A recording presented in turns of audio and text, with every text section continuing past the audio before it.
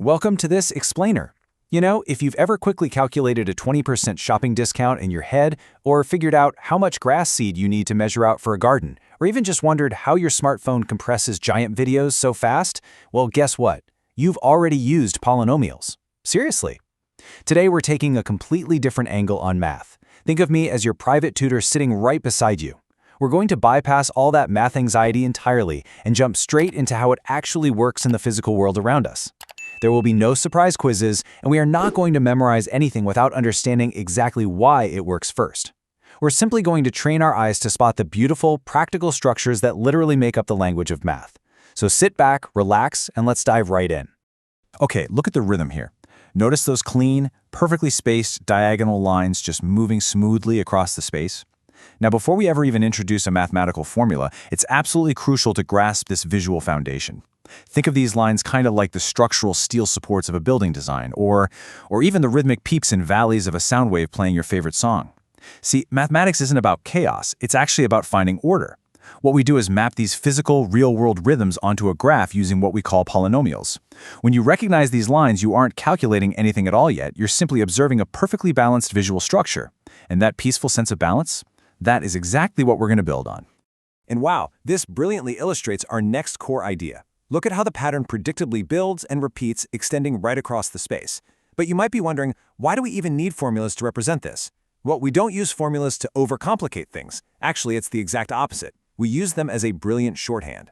Think about it. Instead of physically drawing out every single pillar of a mile-long bridge just to test its strength, or mapping every single frequency in a massive audio file, a formula lets us mathematically predict the very next piece of the pattern.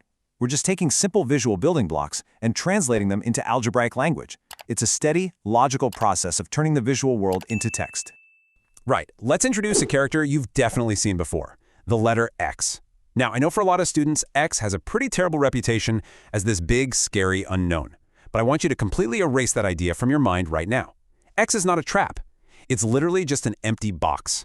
It is a friendly, temporary placeholder just waiting for a value. Imagine you're saving a seat for a friend at the movie theater, right? X is just the jacket you toss on the chair until they arrive. Let's look at a super quick, easy example.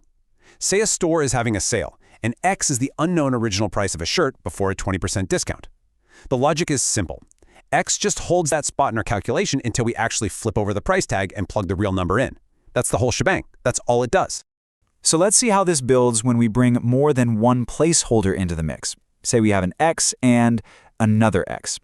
This actually brings us to a perfect medium-level example, and honestly an incredibly common exam mistake. What exactly happens when we combine them?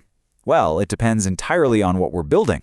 If we are adding them together, like just putting two identical boxes side by side on a shelf, we get X plus X, which simply equals 2X. Easy, right?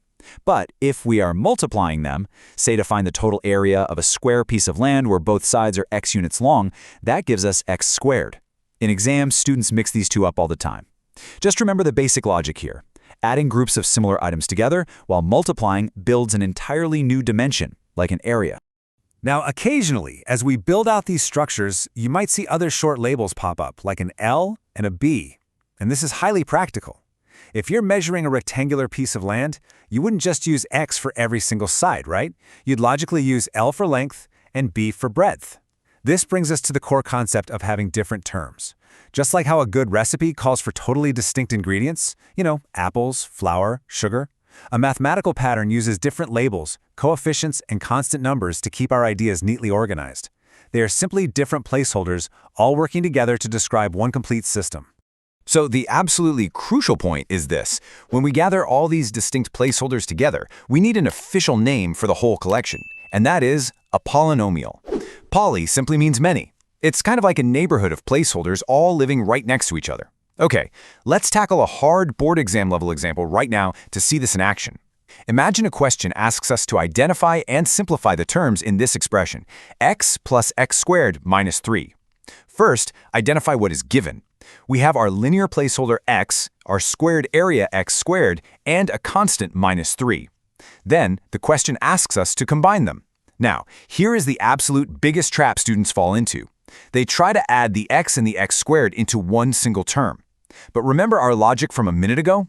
A straight line length literally cannot be added directly to a flat square area. They are fundamentally different building blocks. So the step-by-step solution? It's surprisingly simple. It cannot be simplified further.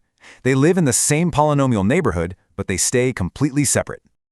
Okay, before you use this gateway to access the rest of the chapter, I promised you a quick 5-point cheat sheet to memorize for your exams. So here we go. Number 1, constants are fixed numbers, they never ever change.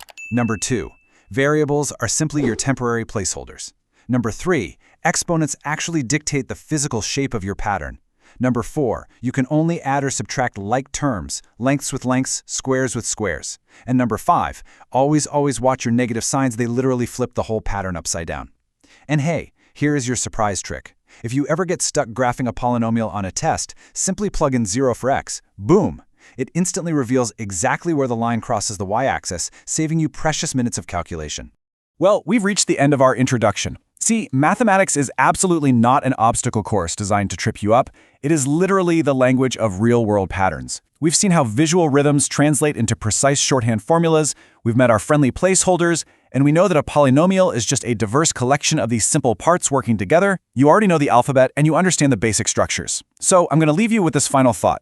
If polynomials can accurately model the structural curve of a massive bridge and compress all that data inside your smartphone, what real-world pattern will you decode next?